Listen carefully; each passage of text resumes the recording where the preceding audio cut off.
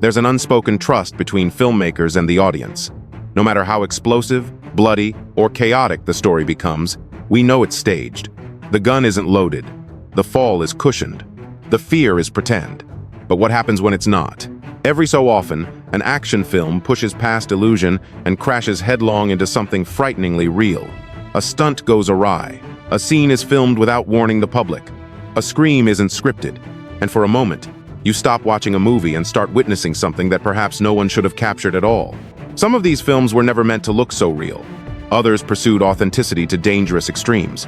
In a few cases, they were investigated, banned, or blamed for going too far.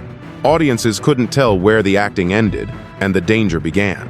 And sometimes, neither could the people behind the camera. From guerrilla productions that blurred legal boundaries to sequences so lifelike they triggered police responses, these aren't just stories about action, they're warnings about when fiction forgets. It's not fact. Tonight, we look back at the rare moments when movies stopped being safe, when the performances got too convincing, and when the line between cinema and reality simply vanished.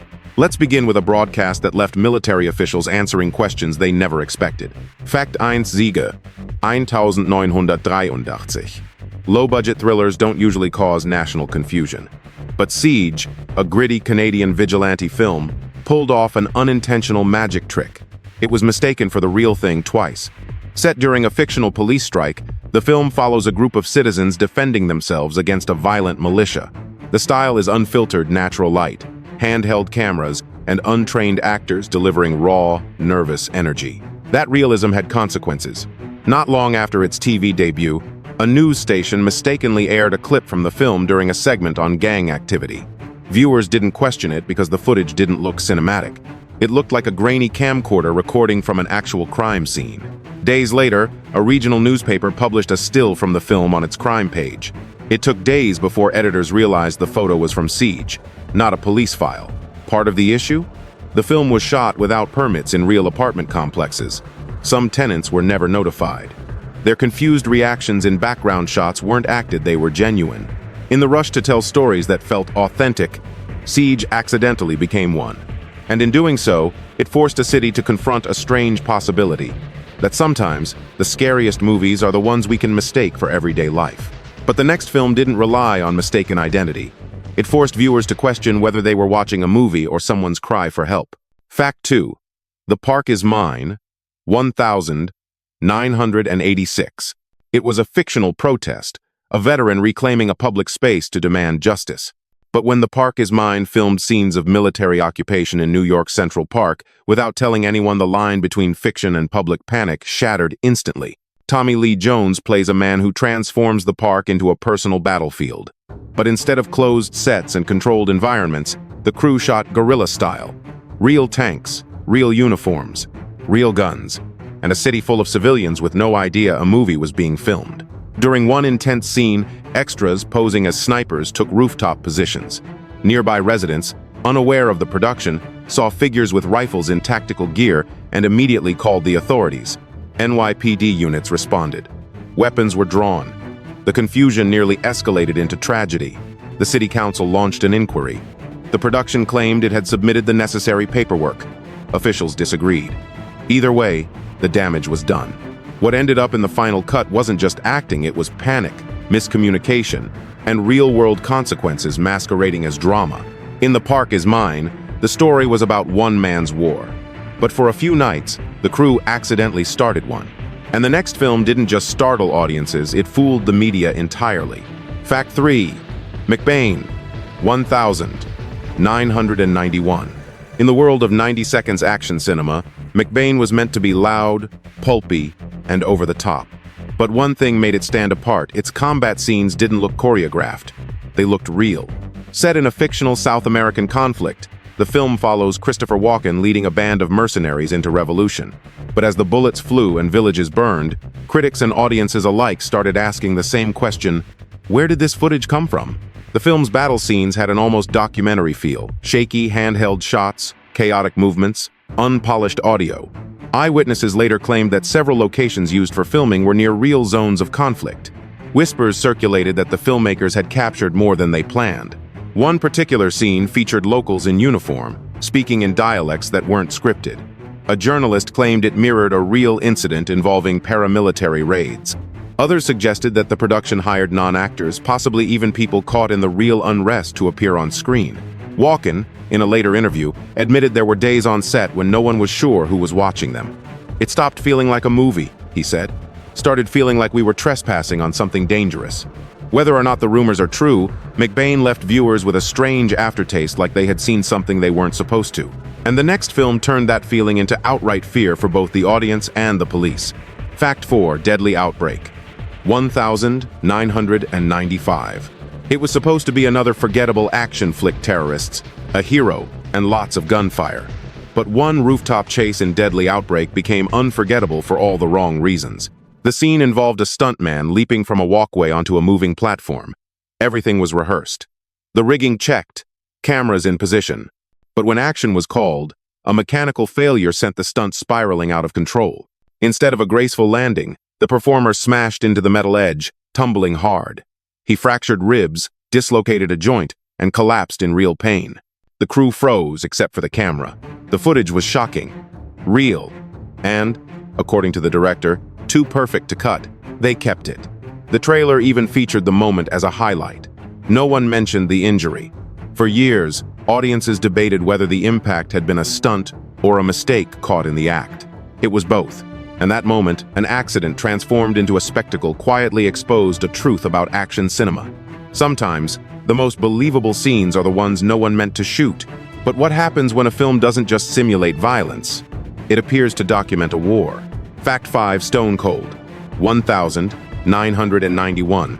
If Stone Cold is remembered for anything, it's its unapologetic chaos, biker gangs, explosions, and bone-crunching action. But tucked inside all the bombast is one scene that went far beyond make-believe.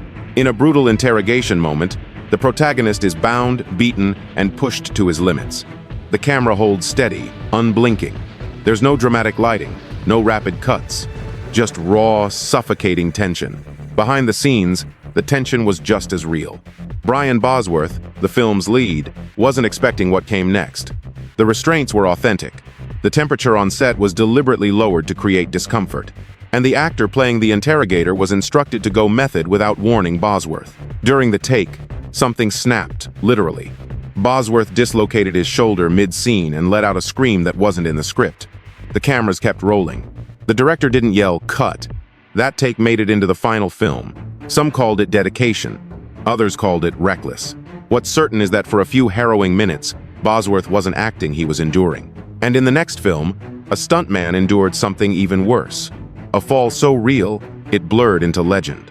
Fact 6, The Final Sanction, 1990. It was a forgotten relic of the Cold War VHS era, a low-budget action movie pitting two elite soldiers against each other in a battle to decide the fate of the world. But The Final Sanction gained unexpected notoriety, not for its plot, but for how eerily real its combat scenes looked. From the first firefight, something felt off. The weapons didn't sound like movie props. The camera angles mirrored military surveillance footage. The movements of the actors were so sharp and precise that viewers questioned whether they'd been trained or replaced. Then came the rumors. Some claimed that actual military training videos had been edited into the final cut. Others noticed a sudden shift in visual quality between certain scenes, like they'd been pulled from another source entirely.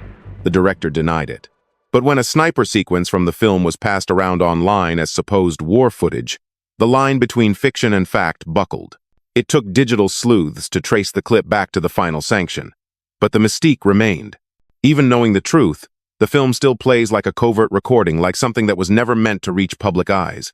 And while The Final Sanction may have borrowed from the aesthetics of war, the next film went further. It captured pain that wasn't part of the plan. Fact, Sieben Nightsiege, Project UFO, 1978. On the surface, Night Siege was just another made-for-TV alien mystery. But after it aired, viewers weren't talking about extraterrestrials, they were calling news stations, law offices, and military hotlines.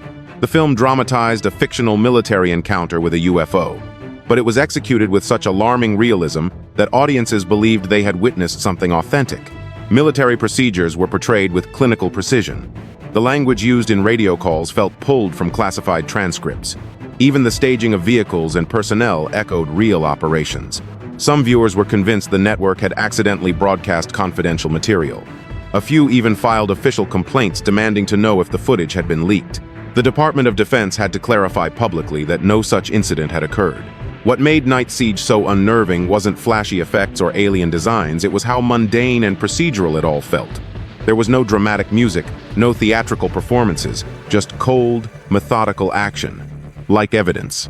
The filmmakers denied any intention to deceive, but the damage was done. The line between fiction and surveillance had been crossed, and the audience was left wondering if what they'd watched was entertainment or exposure. And that question, what's real and what's too real, only deepened with the next film on the list. Fact 8, Act of Valor, 2012. When Act of Valor was released, audiences didn't know what to expect. What they got was a film that looked less like a scripted narrative and more like footage declassified by mistake. The twist? The actors weren't actors. They were real Navy SEALs. Instead of staging scenes with trained performers, the production team embedded with active duty operatives and filmed them executing missions using real tactics, real gear, and real discipline. The action wasn't stylized, it was procedural, clean, cold. But even reality comes with risk. During a maritime insertion scene, a boat flipped. One SEAL nearly drowned before being pulled from the water by crew members. In another moment, a high-speed chase ended with a shoulder injury that shut down filming for days. These weren't controlled stunts, they were military maneuvers with unpredictable consequences. The Department of Defense reviewed the film line by line. Certain scenes were allegedly cut to avoid revealing sensitive methods. And still, the result felt like something you weren't supposed to be watching. The characters may be fictional, but the way they move, speak, and fight, that's real. Uncomfortably so. The film wasn't designed to thrill, it was made to show how precise and unforgiving real violence can be. And if Act of Valor was about precision, the next film was chaos, raw, ugly, and very real. Fact 9, Combat Shock, 1984. Some films try to recreate trauma. Combat Shock felt like it was built from trauma itself. Directed by Buddy Giovinazzo on a shoestring budget, the film follows a Vietnam veteran unraveling in the wreckage of a decaying urban America. There are no polished sets, no stylized lighting. The backdrop is real, filmed in the forgotten corners of Staten Island, amid abandoned buildings and streets crawling with despair. Ricky Giovinazzo, the director's brother, plays the lead. But this isn't performance, it's lived pain. His character wanders through homelessness, addiction, and psychological collapse with a haunted stare that no method acting can produce. He wasn't pretending he was remembering. One of the film's most disturbing sequences shows him in a squalid apartment, hallucinating as his infant child dies in his arms. There's no music, no cutaways, just silence, sweat, and a complete breakdown of the human spirit. The film was banned from multiple festivals. Critics accused it of exploiting misery. But behind closed doors, mental health professionals took notice. The Department of Veterans Affairs allegedly requested a copy not to censor it, but to study it. Combat Shock wasn't entertainment, it was a cry embedded in celluloid. And the next film didn't rely on psychological horror, it threw real soldiers into the line of cinematic fire. Fact 10, Running Scared, 2006. Not all fear comes from monsters. Sometimes, it's born in a forgotten industrial hallway, with no script, no escape, and too much adrenaline. Running Scared follows Paul Walker through a nightmarish chase to recover a missing weapon. But one scene, shot inside a derelict tile factory, pulled something out of him that couldn't be planned. The location was real broken walls, flickering lights, cold steel floors. Walker requested that the crew let him run continuously through the space, without cutting, to maintain momentum. But in one take, he slipped. Hard. He hit his knee against rusted metal and kept going. That scream of pain? It wasn't scripted. Neither was the moment when a stuntman entered the scene off cue, sending Walker into a moment of genuine panic. He fired a blank round at near point-blank range. The crew froze. So did the actor. When playback was reviewed, the director didn't hesitate, he kept it all. The limp, the panic, the heavy breathing. What was meant to be a chase became a nervous breakdown captured on film. That's the version you see in the final cut. And in the next film, the chaos wasn't internal. It exploded out into the street and triggered a very real emergency response. Fact 11, Death Wish 31985. The Death Wish series was never subtle, and the third installment took things to bombastic extremes.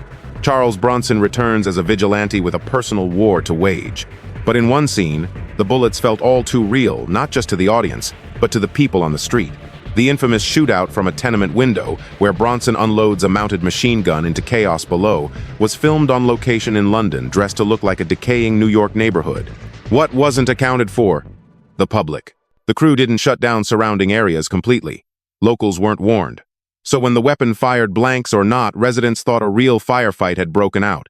A bakery owner ducked behind his counter and called the police. Moments later, armed officers arrived at the scene, uncertain whether they were walking into a movie set or a massacre. It didn't stop there. In a later scene, a stuntman was supposed to crash through a prop door, but the door hadn't been properly prepped. He was slashed by splintered wood, bleeding profusely while cameras rolled. No one yelled cut. The crew thought it was just another take. Both incidents made it into the final film. For a movie known for exaggeration, Death Wish 3 delivered something that couldn't be faked: panic, injury, and the unmistakable sound of people reacting to what they thought was real danger. The next story unfolds far from the city where fiction met the swamp, and everyone involved learned that fear doesn't need a script. Fact 12, Southern Comfort, 1981. Southern Comfort is supposed to be a survival thriller, a group of National Guardsmen lost in the bayou, hunted by unseen locals. But for the cast and crew, it was more than a story. It was something they had to survive. Director Walter Hill believed in realism, so the cast was sent deep into Louisiana swampland. No sound stages, no trailers, just muck, humidity, and danger. Actors slogged through real water filled with leeches and snakes. Equipment malfunctioned. People collapsed from exhaustion. At one point, Powers Booth fainted from heat stroke. But the turning point came when someone heard gunshots, real ones. Locals hadn't been told a movie was being filmed. During a shoot involving blank rounds, the production caught the sound of actual live fire nearby. Everything stopped. For a brief, chilling moment, no one knew if they were filming or being hunted. Another incident nearly turned deadly when a misfire during a scene involving Keith Carradine triggered an explosion too close for comfort. His stunned expression on film wasn't planned, it was fear caught in real time. Hill called it immersive. Others called it reckless. But whatever the label, Southern Comfort captured something that couldn't be rehearsed. The rising tension of being somewhere you don't belong, where even your own story can't protect you. The next film captures a different kind of unease, something strange appearing in the corner of the frame, and no one ever explaining what it was. Fact 13, Turkey Shoot, 1982. Australian exploitation cinema is known for pushing boundaries, but Turkey Shoot may have accidentally pushed into a place no one could explain. Set in a dystopian future where prisoners are hunted for sport, the film leans into absurdity. Over-the-top kills, campy costumes, stylized gore. But amid the chaos, one shot stood out, and not because of what was planned, but because of what wasn't. During a wide jungle chase, a figure collapses in the far background, just a speck. There's no focus on it, no music cue, no acknowledgement. And yet, it doesn't look choreographed. It looks like someone falling the wrong way. For years, viewers overlooked it. Then came the internet. The frame was isolated, zoomed, analyzed. Forums debated whether it was a rogue extra, an animal hit by accident, or something far more sinister. When asked, the director claimed it was nothing. But a former crew member later suggested they didn't even notice it during filming and had no idea what it was. Worse, the original film reels went missing. Only VHS transfers remain. Grainy, low resolution. The figure still drops, but the mystery deepens. In a movie designed for spectacle, the most haunting moment is quiet, accidental, and unanswered. And the next film on our list takes that sense of unease and amplifies it until audiences weren't just uncomfortable. They were convinced they'd witnessed something criminal. Fact 14, Man bites dog 1992. Some films pretend to be documentaries. Man Bites Dog pretended so well, people started questioning if it was pretending at all. And the next film on our list takes that sense of unease and amplifies it until audiences weren't just uncomfortable. At first, it plays like dark satire. Then it shifts. The crew begins helping him, holding lights, holding weapons, holding silence. And the violence escalates. Audiences at its premiere were shell-shocked. Some thought they had watched a real murder unfold. Rumors flew. One of the victims was a real corpse. Another scene was reportedly pulled from a crime file. Festival organizers demanded the filmmakers prove the actors were alive. They did, but barely managed to contain the fallout. One of the most disturbing sequences shows a home invasion with no score, no stylization, just terror in real time. It feels like found footage. It feels like it should have been submitted as evidence. The film was banned in multiple countries. Even where it wasn't, many cinemas refused to screen it. Man Bites Dog blurred more than the line between documentary and fiction. It challenged the morality of the viewer. If you keep watching, and the camera keeps rolling, are you still innocent? The final film didn't just ask that question, it had to answer it in court.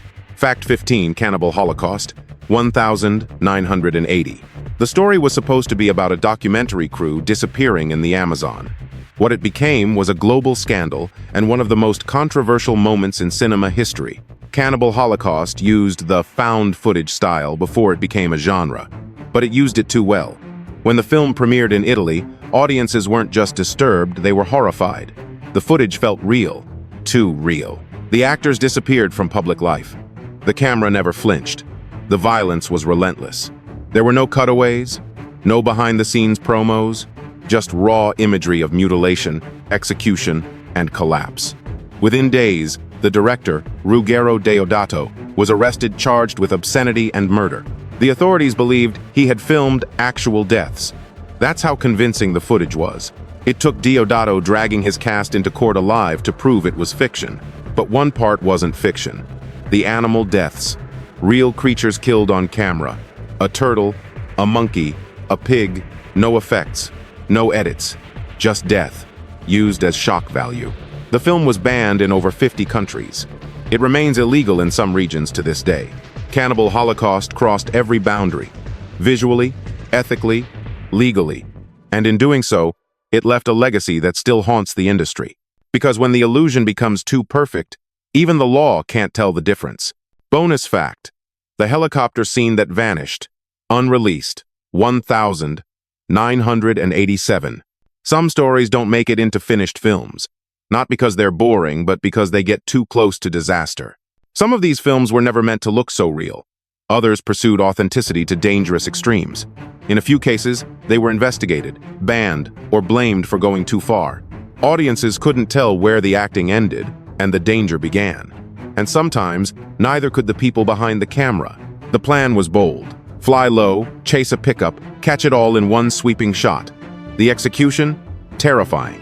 Some stories don't make it into finished films, not because they're boring, but because they get too close to disaster. And then, it disappeared. The insurance company pulled out. The studio folded. Legal threats loomed. No one talks about what happened next. Rumors say the only surviving copy of the footage sits in a storage locker in Utah on a single unmarked VHS. Others say it was destroyed, buried before lawsuits could surface. No one knows for sure. But the people who were there remember it. The sweat, the silence, the near-death experience caught by accident. Some footage is left on the cutting room floor. Other footage is never meant to be seen at all. You've seen the list. Now ask yourself, which moment shook you the most? Was it the unplanned injury, the hidden figure in the background, or the scene so convincing it landed someone in handcuffs? Tell us, what's the one film moment that felt too real for comfort, and did it make you want to watch more or turn it off?